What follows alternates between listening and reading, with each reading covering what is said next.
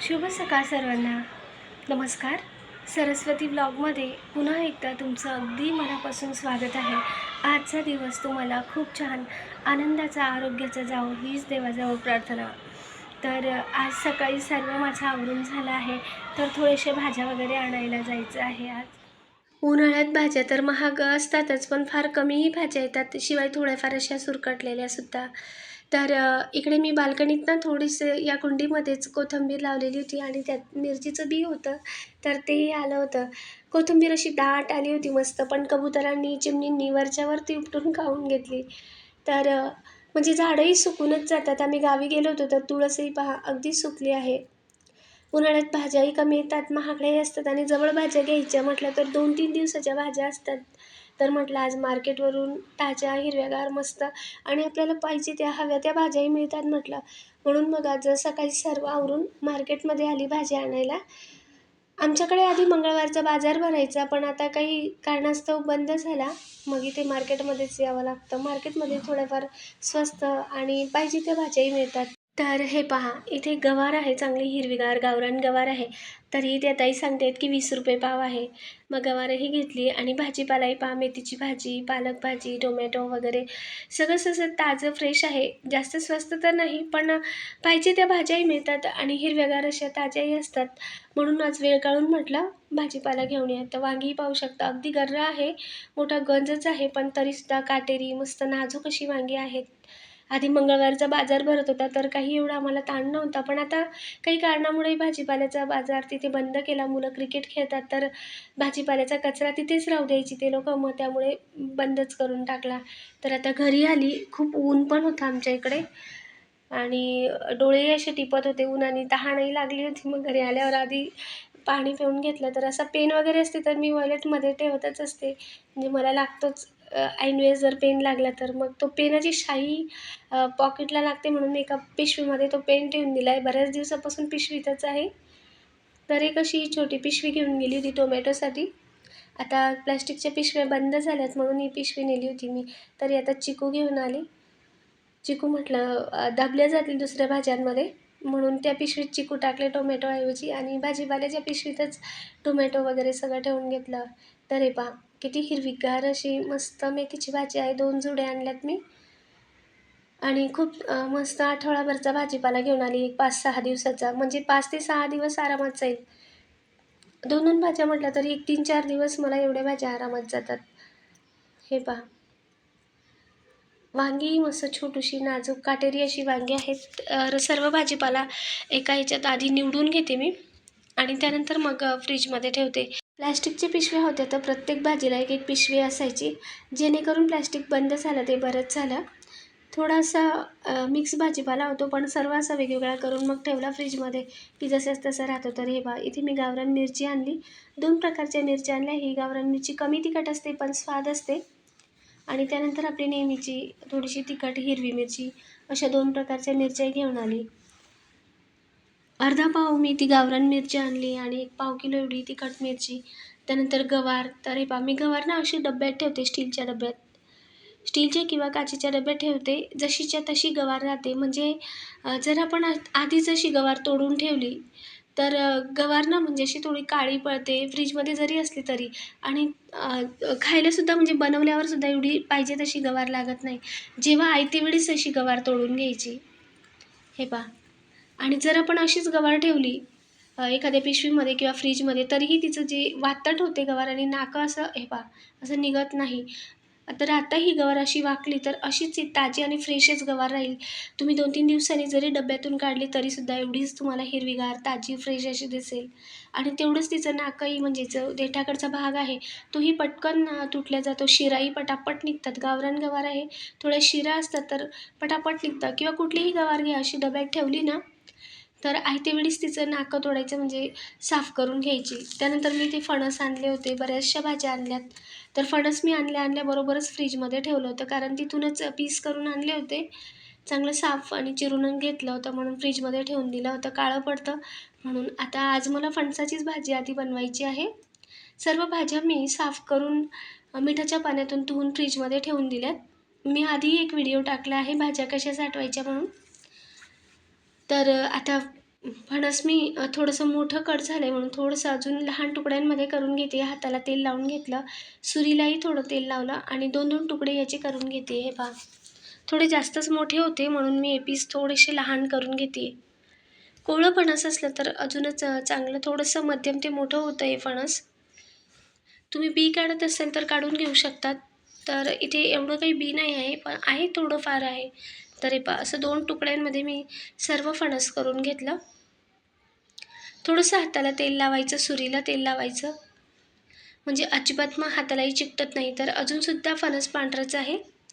त्यानंतर आता मी फणस धुवून घेतला आणि कुकरला हळद मिठात शिजायला घातलं आणि फणस शिजते तोपर्यंत इथे मी कांदा चिरून घेते. जास्त शिजवायचं नाही, अगदी एकच शिटी करून घ्यायची. फणस 2 पाण्याने धुवून कुकरमध्ये पाणी गरम झालं, त्यातच फणस टाकलं धुतलेलं, थोडंसं हळद आणि थोडंसं मीठ घातलं. कुकरची शिटी बंद केली, एकच शिटी करून घेतली. शिटी होत आली की लगेचच गॅस बंद करायचा, म्हणजे जास्त शिजवायचंही नाही. त्यानंतर इकडे रश्श्यासाठीची तयारी. 2 मध्यम मोठे असे कांदे चिरून घेतले उभे पातळ. त्यानंतर सुकी खोबरेही असे कापच करून घेतले. तर माझ्याकडे ही विळी आहे, अगदी चरचर या विळीने कापल्या जाते. माझ्या आईनेच दिलेली आहे ही विळी, तर खूप छान आहे. याच्याने नॉनव्हेज वगैरे काही पटकन असं पाहिजे त्या आकारात कापल्या जातं. हे पहा, खोबरं थोडं वातट होतं, तर सुरीने म्हटलं हे कट नाही होते म्हणून मी विळीनेच चांगलं कापून घेतलं. त्यानंतर इथे काही खडे मसाले, धने, थोडंसं तीळ, जिरं घेतलं. सगळे खडे मसाले वगैरे काढून घेतले. आता म्हटलं मसाला भाजून घेऊयात. तर कुकरचा गॅस मी आधीच बंद करून घेतला. शिटी होत आली होती तेव्हाच. एक शिटी होईलच आता की तेव्हाच गॅस बंद करायचा. लवकर होत असेल तर एक शिटी करून घ्यायची, पण जास्त शिजवायचं नाही. त्यानंतर आता थोड्याशा तेलामध्ये खडे मसाले भाजले आणि त्यातच धने भाजून घेऊयात. खूप मस्त नॉनव्हेजसारखीच ही भाजी लागते. रस्साही छान होतो. चुरून खाण्यासाठी किंवा भातासोबत, चपातीसोबत मस्त लागतो. धनेही थोडेसे भाजून घेतले, अगदी तेलात जास्त करपू दिले नाही. त्यानंतर सुके खोबऱ्यावरही थोडंसं तेल घातलं आणि असं तांबडा तांबूस रंग यायला लागला की तेव्हा आपण सुके खोबरे असे काढून घ्यायचे किंवा किसलेला सुक्या खोबऱ्याचा किस असतो किंवा ओले नारळही लावू शकता, त्याने मस्त स्वाद येतो. त्यानंतर आता कांदे भाजून घेतले. सर्व आधी खडे मसाले, सुके खोबरे भाजल्यानंतर मग या गरम तव्यावर कांदा घातला, थोडंसं तेल आणि यासोबतच लसूण, आले हे सुद्धा म्हटलं भाजून घेऊयात. कांदा आधी लाल होऊ द्यायचा चांगला आणि रंग बदलायला लागला की मग तेव्हा लसूण, आले घालायचे. तर इथे मी 2 हिरवी मिरची घेतली आहे. यावरही थोडंसं तेल टाकून डाग पडेपर्यंत भाजून घेतले. त्यानंतर टोमॅटोसुद्धा. मस्त होते याची भाजी, चपाती भाकरीसोबतही छान लागते. तर हे पहा, सगळे मसाले भाजून आता मिक्सरच्या भांड्यात वाटून घेते. कोथिंबीर घातली वरून थोडी, पाणी घालून आता बारीक असं वाटण करून घेतलं. खड्या मसाल्यातील फणसाची भाजी ना खूप छान लागते. आम्ही बनवतो नेहमी. आता उन्हाळा आहे तर दिसलं मला तर घेऊन आली. तर हे पहा, आता कुकरमध्ये फणस शिजलं होतं, मग मी एका सूप वेगळा करून घेतला आणि फणसाच्या फोडी वेगळ्या करून घेतल्या. आता रस्सा बनवण्यासाठी इथे मी तूप ठेवून घेतला, तेल घातले आणि तेल चांगलं गरम झालं की यातनं जे शिजलेले फणसाच्या फोडी आहेत ना त्या घालायच्या. तर जास्त मोठी आच पण नाही करायची, अगदी म्हणजे असं थोडंसं लालसर असं तांबूस भाजून घ्यायचं, जास्तही करपट करायचं नाही. तर हे पहा, अगदी थोडंसं असं तांबूस रंगावर भाजून घेतलं आणि काढून घेतलं. थोडंसं असा रंग बदलायला आला की. तर म्हणजे अशी भाजी केली ना या फणसाची तर खूप छान लागते, करून पहा, मस्त होते. फणस शिजल्यावरही थोडंसं तेलातून परतवून घ्यायचं, थोडंसं लालसर रंग येईपर्यंत तळून काढून घ्यायचे आणि त्याच तेलात मी अजून थोडं तेल घातलं, वाटण घातलं, परतवून घेतलं. आता मिरची पावडर, हळद, मटण मसाला किंवा चिकन मसालाही घालू शकता तुम्ही यात.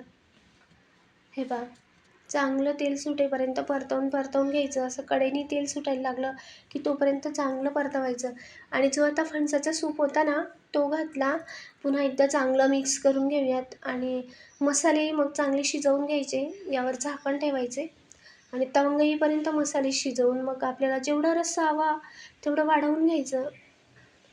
आणि मग नंतर मी फणसाच्या फोडी घालून रस्सा वाढवून घेतला. पहिली उकळी फुटली, आता चवीनुसार मीठ घातलं, एकदा तळापासून ढवळून घेतला आणि मंद आचेवर थोडी 2-3 मिनटं शिजू दिली. त्यानंतर आता वरून कोथिंबीर घातली. तरी पहा आत्ताच किती छान असा तवंग आला आहे रश्श्यालाही. मस्त अशी फणसाची भाजी झाली. म्हटलं इकडे चपात्याही लाटून घेते. फुलका चपातीसोबत पण छान लागते ही भाजी फणसाची, किंवा भाकरीसोबत ज्वारीच्या, बाजरीच्या, कुठल्याही भाकरीसोबत मस्त लागते. भातासोबत सुद्धा. अजून घट्ट दाटसर रस्सा हवा असेल तर थोडंच पाणी घालायचं आणि दाटसर रस्साही छान लागतो फुलका किंवा चपातीसोबतही. कणिकही भिजून घेतली होती, चांगली तिंबली होती. तर चपाती म्हटलं लाटून घेऊयात. तर माझ्याकडे ॲल्युमिनियमचाही तवा आहे, पण वापरण्यात हा लोखंडाचाच आहे.